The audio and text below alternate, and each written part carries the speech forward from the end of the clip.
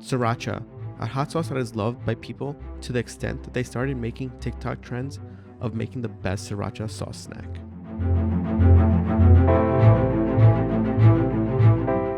You might be familiar with it as a standard bottle of hot sauce with the rooster on the label, the green cap on top, and the scalding red sauce within.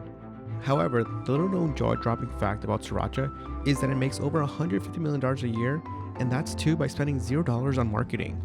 What's the secret behind the almost instantaneous success of this hot sauce? How has the company fared with the effects of the post-COVID-19 period? Join us in this video as we dive into the spicy story behind the rise of Sriracha.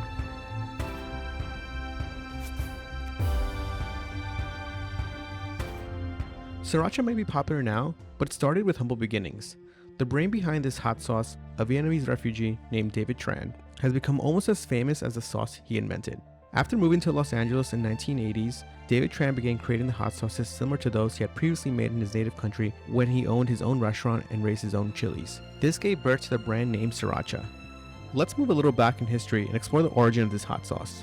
A Thai businessman named Gimsu Timkajang from the seaside town of Sriracha traveled to Myanmar, Cambodia, and Laos in the 1900s. He discovered that each country had its own sauce, sweet, salty, and sour, but none that combined all three. He decided to make his own when he returned home, one that is suitable for the Thai palate and can be used in any dish. The end result was a spicy sauce flavored with pricha, pho peppers, garlic, vinegar, sugar, and sea salt.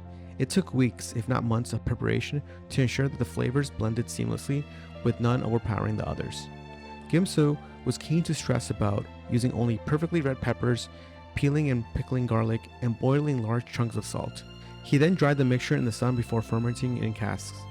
Later, Thanom, his daughter, used his recipe as a cocktail sauce for seafood.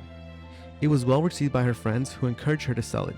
She listened to their advice and named it Sriracha Panich. She didn't bother patenting the recipe because it was something that her family wanted to share, and the ingredients weren't hidden.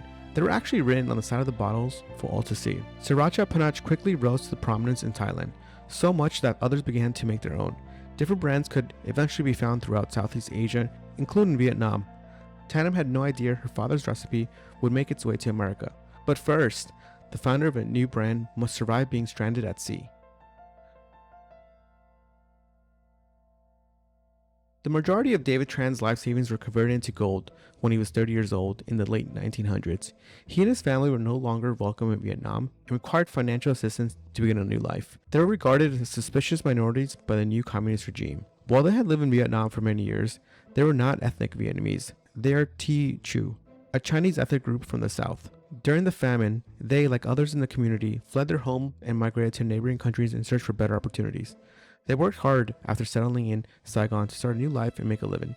They even bought just enough land to do some farming.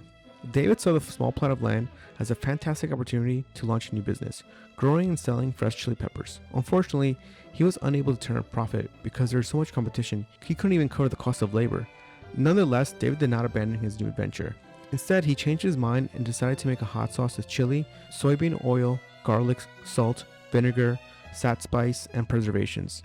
He referred to it as pepper sauté. After that, he and his family bottled the sauce in recycled food baby jars, rode their bikes to local markets, and sold it.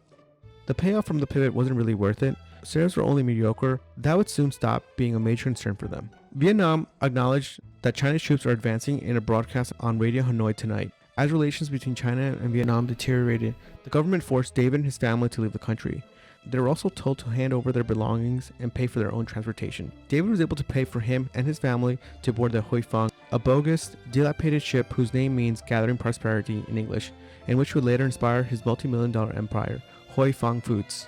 David continued to experiment with his hot chili sauces after arriving in the United States without a job in 1979. He made his sauces by hand in a bucket and delivered them in his blue Chevy van to Asian restaurants and markets in Los Angeles and as far away as San Francisco and San Diego.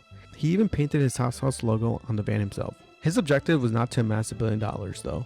He wasn't motivated by the desire for quick riches. He was motivated by the desire to provide a high-quality product. David Tran told the Los Angeles Times, "My American dream was never to become a billionaire. We started this because we like fresh, spicy chili sauce."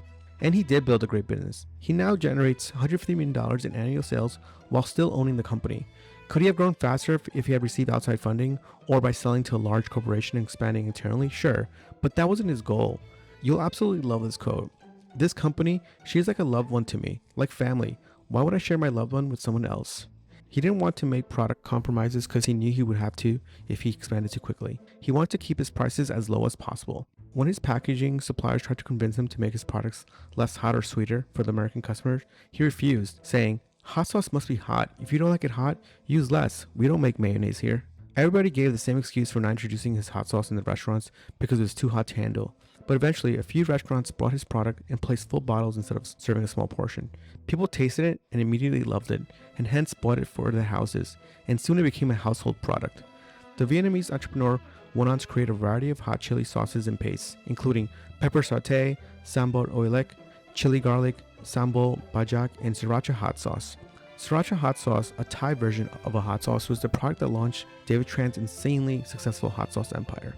David Tran said, "Everything tastes better with Sriracha. I put it on everything and eat it every day."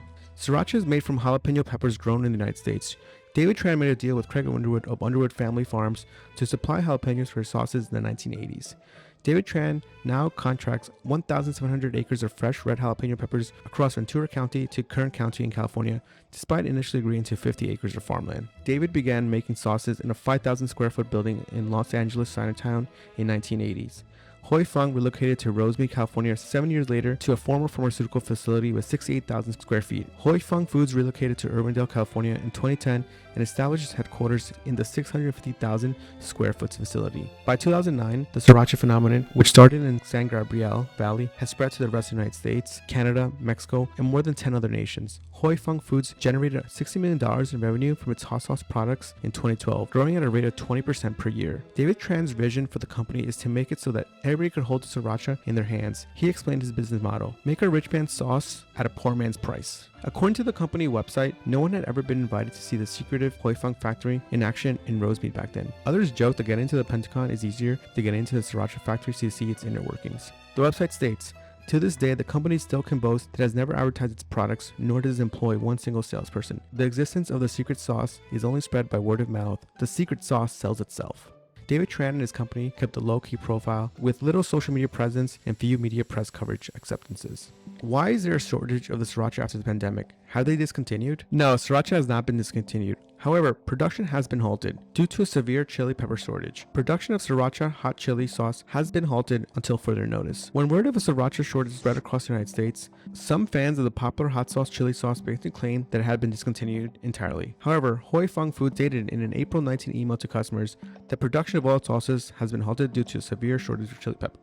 The company also stated that it had previously experienced a chili pepper inventory shortage on July 24, 2020. The email reads, "Due to the weather conditions affecting the quality of chili peppers, we now face a more severe shortage of chili. Unfortunately, this is out of our control, and without this essential ingredient, we weren't able to produce any of our products. So assuming that due to COVID they're closed is totally absurd." David Tran, the company's CEO, has declined lucrative offers to sell his company out of fear that others will deviate from his vision. He has also refused to sell company stock and has turned down offers from financiers to increase production.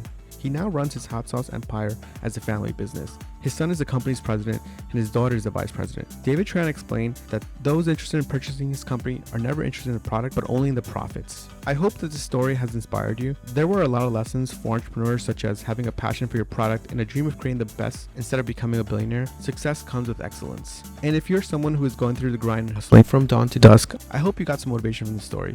If you liked it, please give it a big thumbs up. And for more updates, don't forget to subscribe to our channel. Thanks for watching.